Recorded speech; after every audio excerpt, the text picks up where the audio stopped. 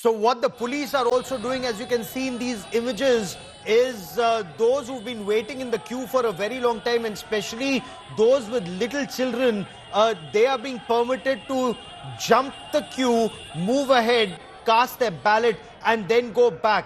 But just a short while back, these were protests that were taking place at the Chandbagh, Jafrabad area of Seelampur, a constituency in northeast Delhi, where the Bharatiya Janata Party alleged that women in burqa were going in to vote without showing their identity papers. And they alleged fake voting by burqa-clad women. Of course, election commission teams and flying squads are there based on the BJP's allegation. We are told a team of Delhi police and the flying squad, they got to this area. It led to some disruption, some delays, as you can see in these images, and immediately after that, voting resumed. A lot of this process is also videographed so that you know that there is no illegality in this. The Election Commission ensures that there are also workers of political parties who are monitoring every development that's taking place. But this is what makes these allegations extremely critical at this point of time, and these allegations are being leveled not just in one area. Just a short while back, there was a very heated argument even in South Delhi, where there was a heated argument between Ankit Chauhan, DCP, and Saurabh Bharadwaj of the Aam Aadmi Party. So you have on one side in northeast Delhi allegations being leveled by the BJP, in South Delhi allegations being leveled by the Aam Aadmi Party.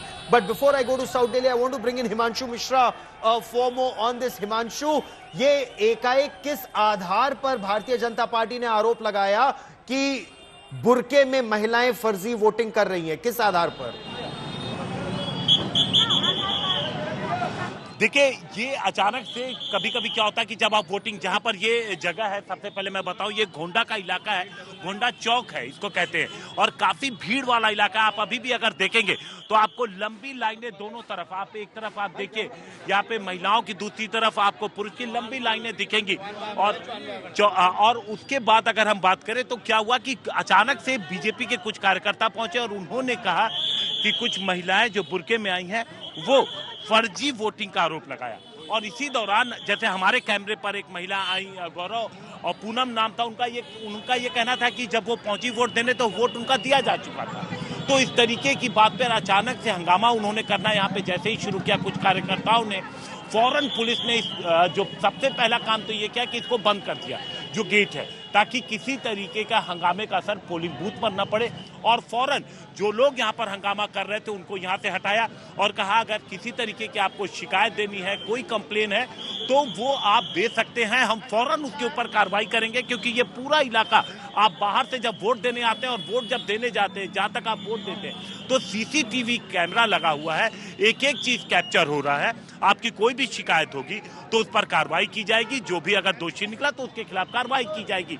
लगातार हमने देखा कि तकरीबन 1000 से ज्यादा FIR इस दौरान, पिछले इलेक्शन के दौरान दर्ज हो चुके हैं। तो अगर जो भी शिकायत मिल रही है उस पर कार्रवाई हो रही है, तभी ये आंकड़े इतने ज्यादा हैं।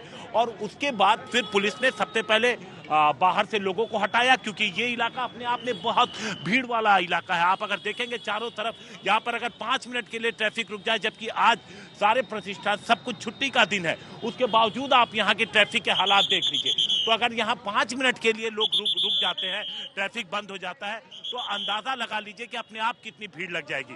तो हुआ यही, अचानक से देखते ही देखते पूरे इलाके में भीड़ लग गई और हंगामा शुरू हो गया। लेकिन पुलिस ने फौरन उन लोगों को यहाँ से हटाया और कहा कि कार्रवाई की जाएगी। और फिर दूसरा काम किया कि तुरंत जो वोटिंग सेंटर है उसको ओपन करवाया, लाइनों को व्यवस्थित कराया और एक बार फिर से मुश्किल से कुछ ही मिनटों में ये दोबारा, आप देखिए किस तरीके से लाइनों को मेंटेन किया जा रहा है। इनके डॉक्यूमेंट्स को महिला पुलिसकर्मी जो है वो पहले ही चेक कर ले रही हैं, ताकि आगे जाकर के कोई कंफ्यूजन न हो, किसी तरीके की कोई कंफ्यूजन की स्थिति में फिर से माहौल न बिगड़े। तो इसलिए पहले ही पुलिस इन चीजों को संभाल ले रही है। और दूसरी तरफ अगर आप रोड की तरफ हम दिखाएंगे तो ये आप देखिए यहाँ पर केंद्रीय रिजर्व पुलिस के जवानों को तैनात किया गया है। एक तरीके से पूरी दीवार वोटिंग सेंटर के बाहर आप देखेंगे अगर गौरव, तो यहाँ पर क्रिएट कर दी गई है ताकि किसी तरीके की कोई गड़बड़ी ना हो, और इस पूरे इलाके में सुरक्षा बढ़ा दी गई है। तो महज कुछ देर तक यह हंगामा हुआ, पुलिस ने उसे कंट्रोल किया और अब सब कुछ यहाँ पर सामान्य है। पुलिस का कहना है कि अगर किसी भी तरीके की कोई शिकायत किसी को होगी तो वो पुलिस को कंप्लेन दे, जो लीगल एक्ट तरीका है वो तरीका अपनाया जाए ताकि माहौल और हालात न खराब हो।